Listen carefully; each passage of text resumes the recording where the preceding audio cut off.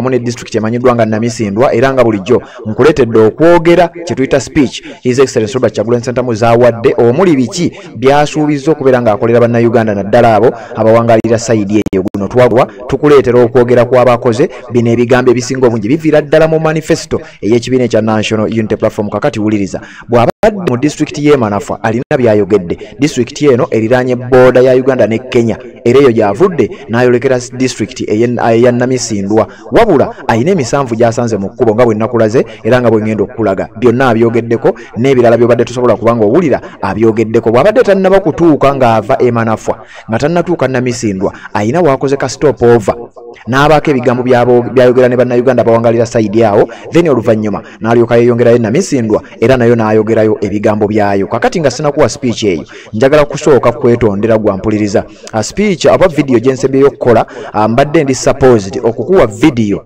oba okukuwa speech okwogera kwa president okubadde okw'e Manafwa wabula ate nkozemu ensobi olw'ebyuma byaffe bitutataganyeeko ne biba nga bisobodde tuwa ate video eyajjo abasinga obungi mukirabye newankubadde waliwo abatakitegedde. Kakati ekyo tukyetondera era tugendagenda maaso n'okuba nga tukitereeza ensonga lwaki tusazeewo kakati mu video eno tukuwe speech bbiri wabula njagala oziwa obudde njagala owulirize bulungi nnyo ebigambo ebimu abyogedde akoze stop over okuva e Manafwa ng'agenda e Namisindwa newankubadde oluvudde awo ate asanze road block abasajja bamuggalidde ne bamuyisa mu nsiko eyo kyokka nga ne mu nsiko gye bamuyisizza njagala okutegeeza akampeyinizeeyo olw'amakubo amabi already balinga bamukubidde campaign kubanga mu district y'e Manafwa ekyamazima embeera mbi nga bw'okiwulira. Manafwa eno district abantu bangi era nga kigambibwa nti eyina abantu abali eyo approximately 367 okusinziira ku statistics ezikyasembyeyo. District y'e Manafwa yemu ku districts ezitayina nguudo nnungi era nga bw'olaba enguudo ezo ate n'enkuba ebadde etonye enguudo ze zikyasinza okubeera embi kyokka abasajja gye bamuyisizza era kino kyakoze akirabye ng'omukisa n'akikozesa n'okwogera n'abantu abawangalira mu bitundu bino ekyamazima bali mu mbeera embi. Okusinziira ku statistics ekitundu kino ekya Manafwa oba district y'e Manafwa yemu ku ezo districts ezikyasinzeemu obwavu nga bwe nakutegeezeza era nga kigambibwa nti 15% mu May owa 2025 abantu ebitundu 15 ku buli 100 mu district y'e Manafwa banvu nnyo abatasobola nga bw'oyinza oga nti baavu mponga byoya. Kakati eno omukisa gwe bamuwadde kwe kumuyisa mu mpompogoma enguudo enfu eziri sayidi eno bino nno bimuyambyeko okusobola okulaba nga ate asisinkana n'abantu sayidi eno n'aba nga asobodde okubaako byayogera nabo. Oluvannyuma ne yeeyongerayo n'agenda e Namisindwa. Kakati njagala owulirize kigambo ku kigambo, njagala owulirize speech ku speech, njagala kukulaga biki byasuubizza okukolera bannayuganda bw'abadde ayogera n'ebirala by'obadde tusobola kuwuliriza tubeere nga ate tutambula wabula nga sinakuwa speech eno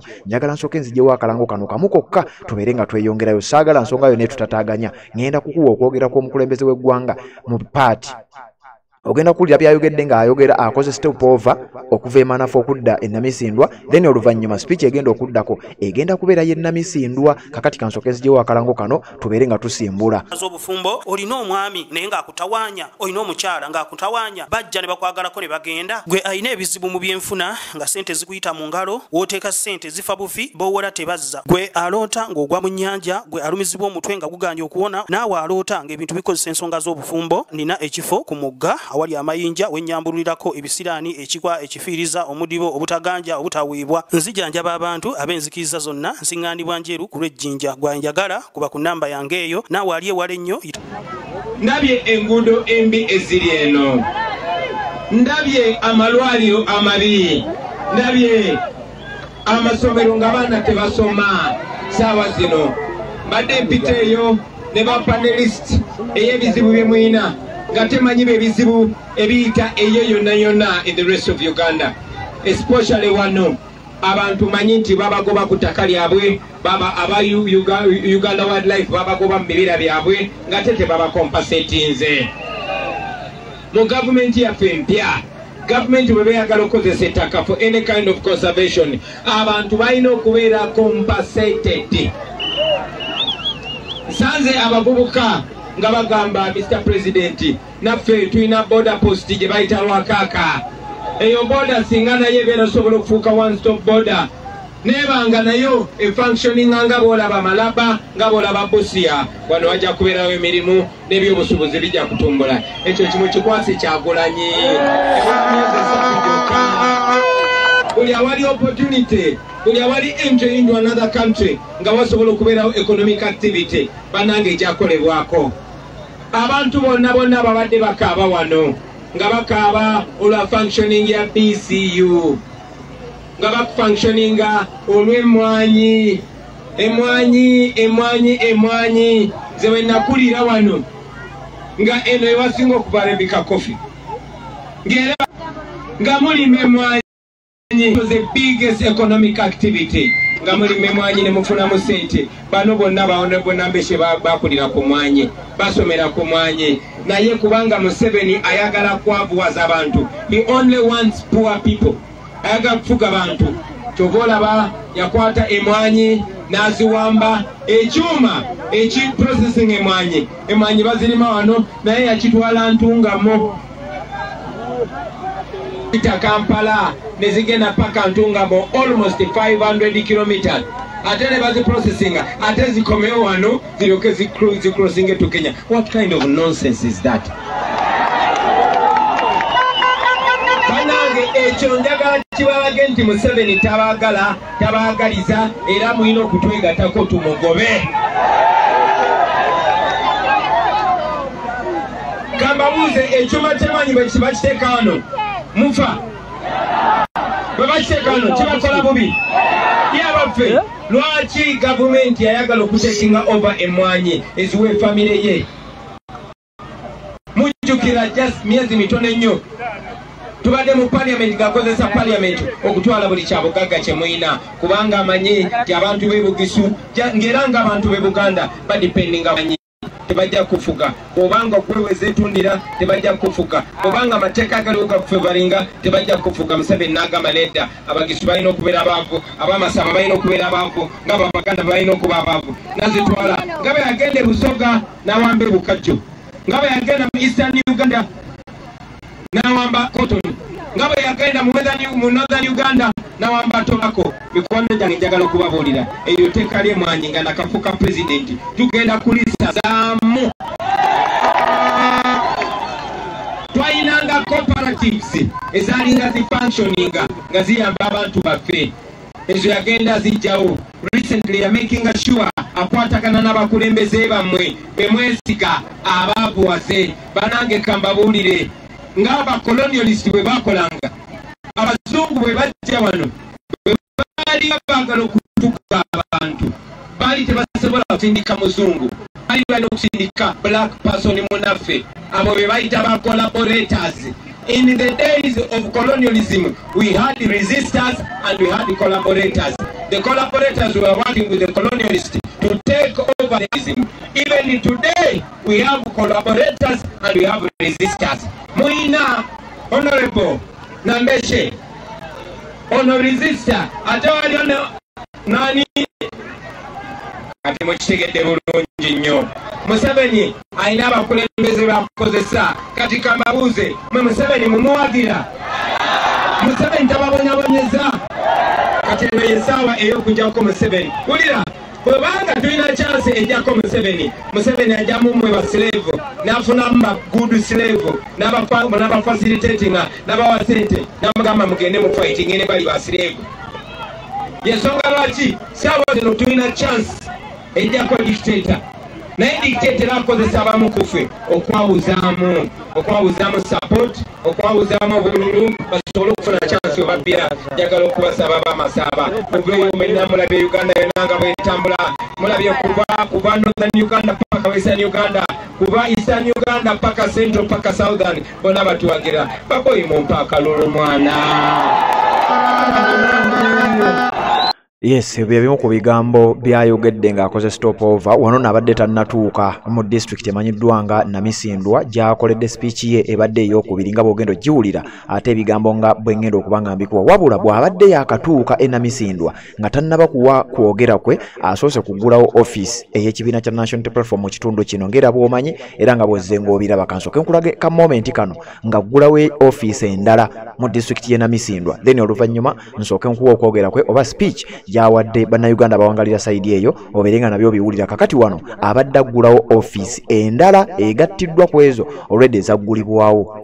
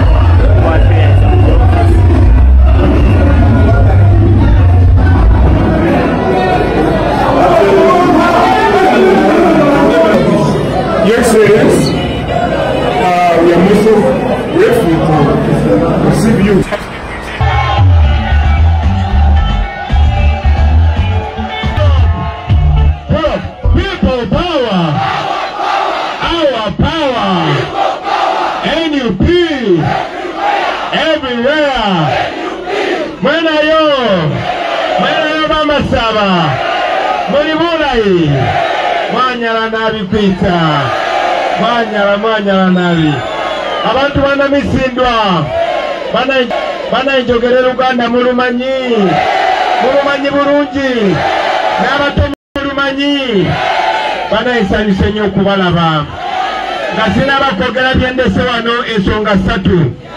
Ensonga esookera ddala olunaku lwa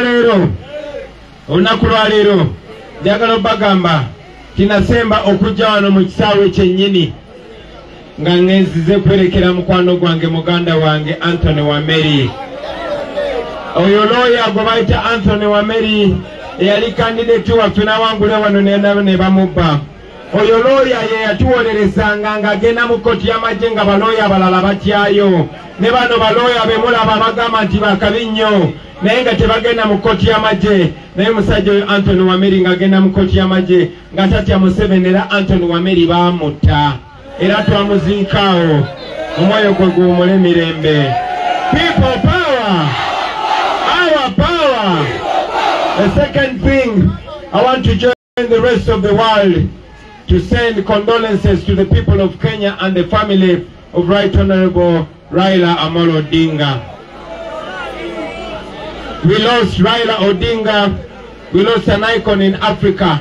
But I want to assure the people of Kenya, the people of East Africa, and the people of Africa and the world that Raila Odinga, through his 80 years of active life, he inspired so many people. That is why so many of us are standing here pursuing the dream of freedom, equal rights, and justice all over the world, especially here in East Africa. Ensonga y'okusatu ate ngeri serious nnyo, njagala kusindika message eri Mr. Byabakama, eri Uganda Police n'amagye, mulekeraawo okuprovokinga bana Uganda.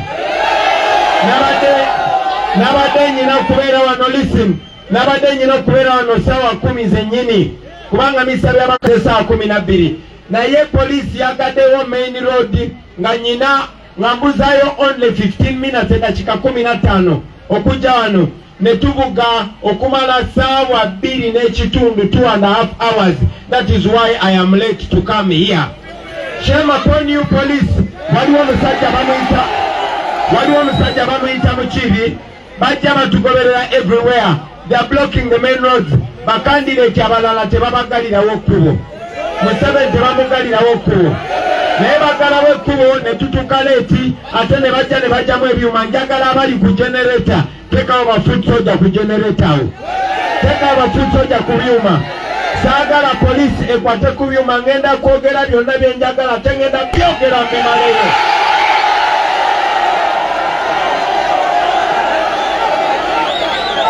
Mr. Byabakama, I saw you on TV calling out the RDCs and telling the RDCs that they have no power in this election. Why do the RDCs close the doors? Why do the RDCs block the roads? Why does the police block the roads? We are lawfully here. I'm a presidential candidate. We have the right to speak to the people.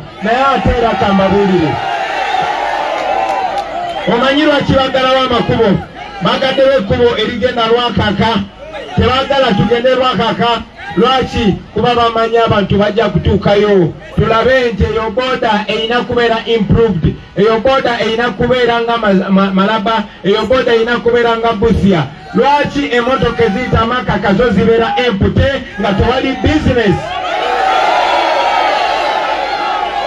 njagala basuubiza ti bino byonna bye bakola bigenda bayamba sawa zino batubonyabonya sawa zino tuwita ku makubo amabi naye mbakakasa when I become president agamba kubo gajja kuba malayi amadwaliro ge tuyiseko nga mabi mu kyalo gagenda kufuuka madwaliro malayi amasomero ge tulabye nga tegalimu baana nago gagenda kubeera malungi onakulaleero nabadde nyina kutuuka mangu neŋŋenda neteeka ekimuli wetwazika Anthony Wameri era bwemba wano tugenda ffenna tubuuze ku maama tuteeke n'ekimuli wetwateeka Wameri era tumupromisinge Wameri we shall never let you down. Kakati ebyo mbimaze abantu beena misindwa wadde batta Wameri Robert jangu wano Ono mumanyi introduce yourself in just 2 hours. People power balebe kama sinanangibwa Namonyo Robert era sense aspiring candidate wa member of parliament muna misindwa constituency muno era nyo baba kurisa bukalimu ayimanyi nabasuubiza nayizo balera president sinamurera. People power our power balebe kulwembuka sinabere nibikalibye kukani katane kazindalo nkakobosele Mr President kulwembuka ne imbasaba na waramile nikimyesi kibiri kyongene imbasaba na baloma bali were ayeto wiyetu ne balebe ne muyete national unity platform na yebayete mwanyala nawe Robert Sokobongeko nengoli smart nyo mwana banange abantu bechadondo balonda Robert ndowooza mumulaba abantu bena misindwa mulonde Robert mulonde ne bakandidate bonna buli wotuuka bwolaba ambulera kola ki kati ngenda kozesa budde butono nnyo kasabye abakama amaze omusomera nenze saagala kumenya amateeka ng'abapoliisi bwe bamenya amateeka ate ne byabakama Mr. Byabakama we want you to pronounce yourself. We want you to pronounce yourself on the illegalities of the police. Mr. Byabakama, we want you to the Electoral Commission, we want you to pronounce yourself. We are non-violent, we are disciplined, we are peaceful. We demand that the police follow the law. We demand that the military follows the law. We demand that you, Mr. Byabakama, pronounce yourself. This is no other election. This is protest vote 2026. Hello. Kaka tuuliriza. Jagala mupulirize bulungi. Abantu bena misindwa. Singa mbadde n'obudde mbadde njagala bannyonnyola manifesto yaffe. Mbadde ngamba gamba already mumanyi. Already twabasaba akalulu ne mutulonda era ne tuwangula. So I'm not here to introduce myself. Saagala mulonde just kubanga Bobi Wine kyali wamwe. Saagala mulonde just Bobi Wine naye njagala mulonde dream. Number 1, it has been 40 years. Emyaka 40. Ebizibu byammwe sigenda byogerako, twogerako bye tulaba. Look around yourself. Is there anything to smile about? Banage mulabye enguudo mwe tujidde, and this place is rich. Gana makubo ge mubala gano. The first thing we want to do is to fix the road network in Uganda. Zeno na misindwa najayo danga kuba emiziki nge magudo mabi. Nenkomawo nga kuba campaign magudo mabi. Nekati nkomyewo, I want to promise you, my brothers and sisters, that your money that is being stolen is going to be used to build the roads. Zine ngudo singa zibadde nungi, zine ensozi yandibadde business. Abaana nga balimu obutungulu, nga zitwera zijja ne ziparkinga wano ne zitwala emmali yammwe. Wano waliwo minerals, wano waliwo ebyamaguzi. musobola okubeera abagagga naye kyekiba kipingidde mu bwavu mpise wano wona nga waliwo abaavu. If this beauty was in another country mwandibadde bagagga. Uganda bagiyita Pearl of Africa naye bannayuganda baavu. Uganda ngaga. Uganda is rich as a country but Ugandans are poor. Why? Because we have poor leaders. Uganda ngaga naye bannayuganda baavu kubanga abantu abatufuga tebaagala Uganda. Bwe mbagamba luwulira gibadde emyaka 40 bw'obanga obeze emyaka 4 teeka omukono waggulu. You see 99% of you mwenna temulabangako president mulala. Nange kenyini nali baby we baleeta Museveni we yajja 40 years ago atufudde basiru. 40 years ago ensi yonna etusekerera. 40 years ago we are the laughing stock of the world because we have a terrible leader. But we are the problem. Now we are going to be the solution. We are going to remove the dictator. I am telling you it is possible. It is not only about removing the dictator. We want to build a new Uganda. Muza Uganda empya efaanana etya. Uganda empya efaanana bweki. Zino enguudo zemulaba. It is all going to be tarmac. And I'm telling you kisoboka. Sente weziri. Bwe balaba abasajja bano n'abakazi abakolera Museveni. Bajja ne babagamba nedda Uganda tekulaakulana kubanga tewali sente. Balimba tulina sente nyingi nnyo bannange. Mu Uganda wano buli mwaka batubbako 10 trillion. Not 10 billion. Not 10 million. Tulirioni. Katulira. Bilioni. Erimu milioni 1000. 1,000 million is in 1 billion. Trillion, erimu billion 10. 1,000 billion in 1 trillion. Kakati, buli mwaka batubako 10,000 billion. Kitegeza mu myaka 5, Museveni wabafuga batubyeko 50 trillion. Ezo sente zimala okukola road network mu Uganda yonna oba Bugisu oba Busoga oba Buganda oba Acholi oba West Nile everywhere. Nezo sente tebazikola. Nze ntambula mu nsi zonna nogenda Sweden nogenda South Africa teno eno street ya Museveni eno street ya Janet Babi. That is going to stop. Ezo sente zebaba zigenda kukola zino enguudo zonna. Abantu bagamba Bobi Wine wono mulonda nakuwa sente nenda sigenda kuteeka sente mu nsawo nengenda kumakinga sure tebabba sente kuzijja mu nsawo yo. So mikwano jange bwe mutulaba wano you are looking at roads. Bwe mondaba wano mulaba oluguudo luyita wano 40 years laba Namisindwa bwefaanana. Namisindwa etambula edda mabega. For the first time Namisindwa egenda kutambula ng'edda maaso. I am telling you, my brothers and sisters, it is possible. You, the children, you are going to dream again. Mwina kubera musomero mwe bana mwe. Naye mwezi mulamba 1 month, no school. Why? Because Museveni is not paying your teachers. I am going to pay your teachers. You're going to go back to school. Mwebagobi, kugenda kusomero, muberenga musoma, nga basomesa bajja. Abasomesa nga tubasasula bulungi, ate nga tubasasula on time. Mugenda kuba musomera bwerere, ate nga kusomero munywa obuugi bulimu sukali n'amata. Ebyo byonna gavumenti esobola okubisasula. This is not a dream. This is a plan. This is a plan. This plan is ready. Musobola okubeera mikwano gyange nga mulina emirimu.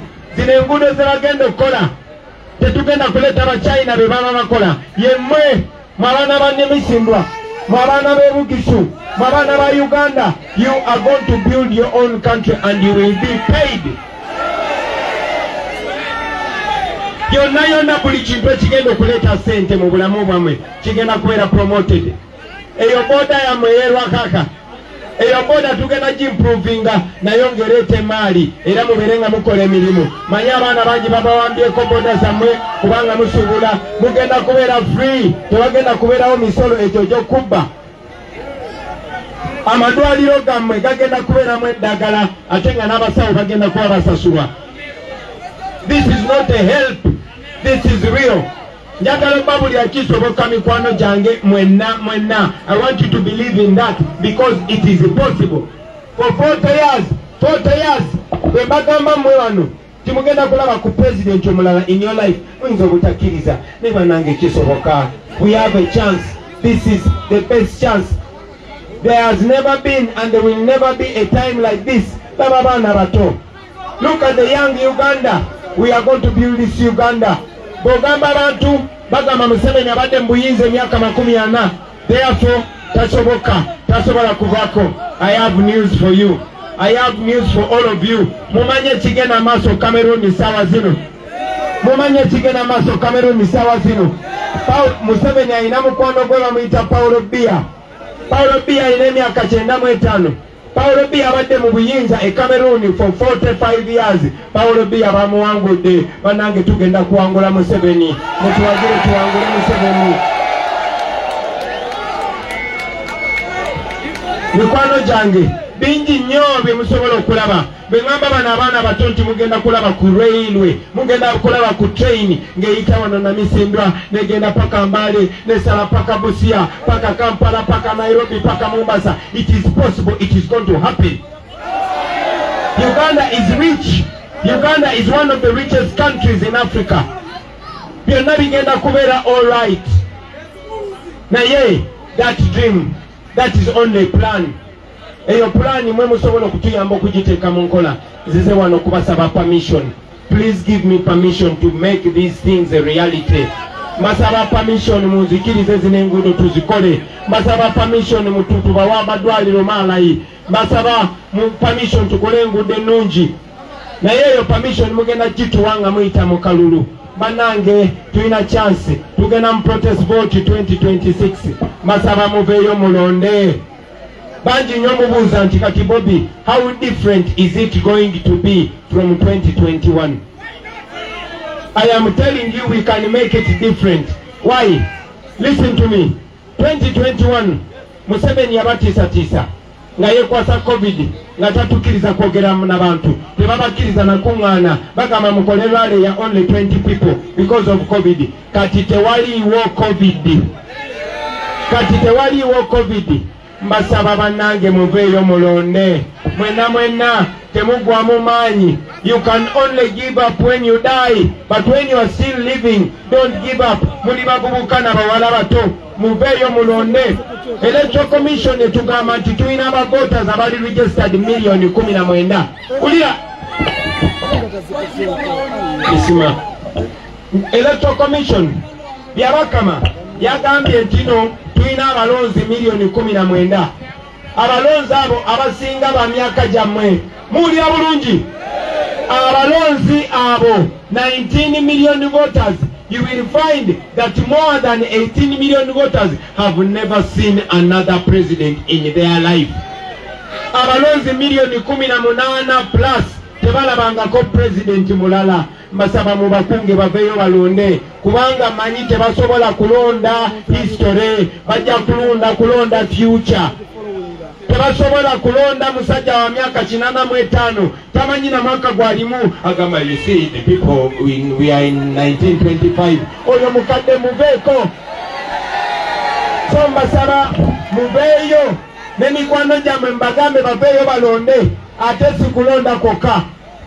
Mbasaba eno message jembawa naba mwina zi smartphone teko mkono waggulu bwoba oli ku TikTok. You see, this is the future. You young people, you are the future. The future belongs to you. Use everything you have. Eyo TikTok yamanye singa ne mundu teka waggulu bwoba olina TikTok. Mama nyabo kati tukole bati eno message jembawa ne message ya NUP yonna. Mwalabye abaana bato, young lawyers, young engineers, young doctors, young boys and girls showing you a dream of new Uganda. Tugenda jizimba fena. Saba mutekinga obudde mu understanding what we want to bring. Era bw'oba ogenda n'ogamba abantu tobagamba just ronda Bobi Wine okomaawo. No, mugambe bw'olonda Bobi Wine obeera olonze new Uganda. Nabagambye every one of you please get a national flag. Funa flag eno flag yetugatanga bana Uganda. Does not matter your tribe, does not matter your religion. Look at this flag every day. Look at this flag every day and believe in a new Uganda. That is what we bring. Echo chetubaletedde basebo ne banyabo. Mutuyambe eno message mugitambuze. Sigenda kufuna mukisa kukoma wano na misindwa nga tukyali mu campaign. Naye njagala nkomewo nga nsala kagwa ku sanctioning abatandike project y'oluguudo. Njagala kukomawo nga tusupervising a project ya ddwaliro. Njagala kukomawo nga mugamba Mr. President kati abaana basoma era tulina first grade bweziti mu P7, tulina first grade bweziti mu senior 4, tulina points bweziti mu senior 6. Ebyo bye njagala ate bigenda kubeerawo. So njagala mutuyambe mikwano gyange mutambuze message eno. Encourage people to vote. Bwe tubaayo bangi ne tulonda Museveni tasobola kubba. Kati tewaliwo COVID. Step ziri bweziti. Kanonye.